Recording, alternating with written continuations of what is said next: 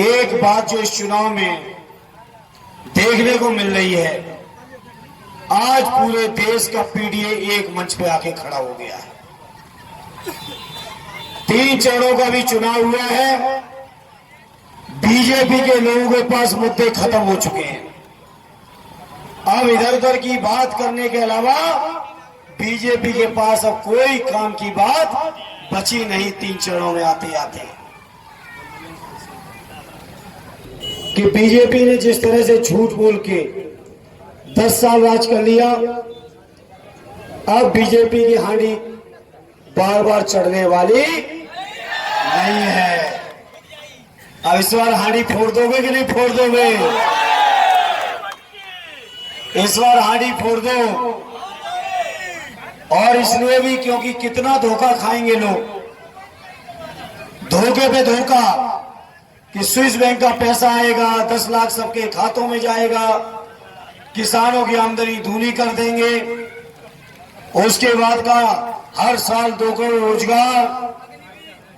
अग्निवीर योजना तो एक ऐसी योजना बना दी कि नौजवानों का बस चले तो 4 जून से पहले ही सरकार गिराने का काम कर दे।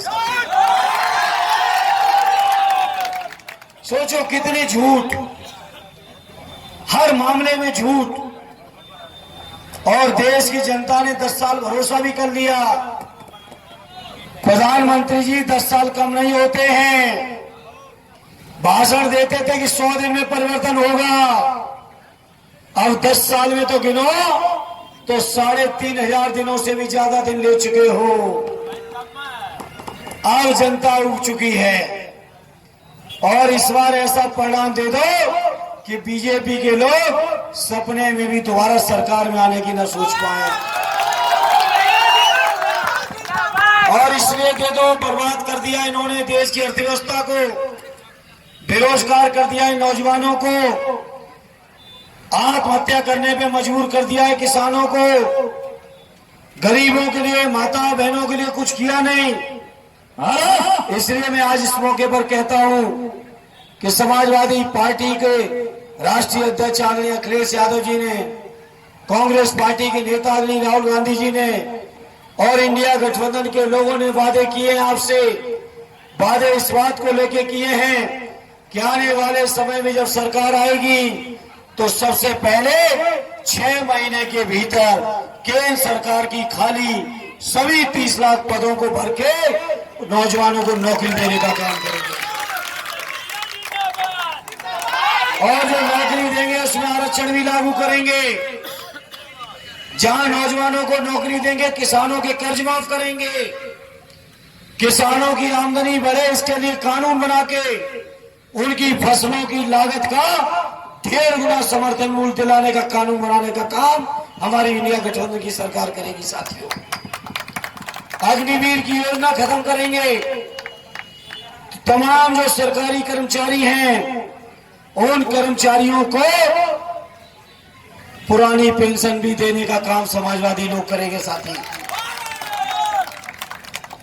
1 साल के भीतर देश में जाति जनगणना भी कराएंगे। तो बताओ मेरे पीडीए के लोगों, इस बार आशीर्वाद दोगे अपना कि नहीं दोगे मजबूती के साथ? बताओ। ये कभी कभी पत्रकार पूछने लगते हैं कि आजमगढ़ सपा का गढ़ है तो कैसे हार गए उपचुनाव? तो मैंने कहा है पत्रकारों से हमारी बात खाली न जाने देना।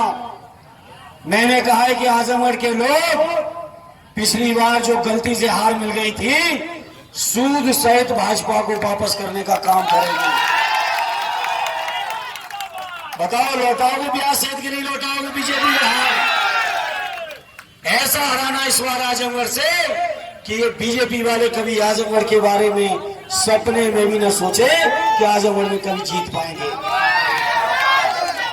और मैं आपको यकीन और भरोसा दिलाता हूं, कोरोना वैक्सीन का जो हाल है, सोचो अरविंद केजरीवाल जी, हेमंत सोरेन, संजय सिंह और देश के जाने कितने नेता, बीजेपी वाले कहते हैं कि ईडी ने मनी ट्रेल ढूंढी है, माने पैसे की पूछ पकड़ी है, कहां कहां से पैसा गया है। और बीजेपी ने वैक्सीन कंपनियों से सीधा सैकड़ों करोड़ अपने खाते में ले लिया, उसकी ईडी मनी ट्रेल नहीं ढूंढ रही है। चिंता न करो, इंडिया गठबंधन की सरकार आने दो, यही ईडी बीजेपी वालों की भी मनी ट्रेल ढूंढने का काम करके दिखा देगी। ये साथियों मदद करोगे कि नहीं करोगे? साथियों बता दो, ऐतिहासिक मदद कर देना, क्योंकि जाम लगा है, मुझे खुद अच्छा नहीं लग रहा है, इसलिए हम ज्यादा लंबा भाषण न देते हुए एक ही आपसे प्रार्थना, अपील, निवेदन कि ऐतिहासिक सहयोग दे देना, आशीर्वाद दे देना। एक नौजवान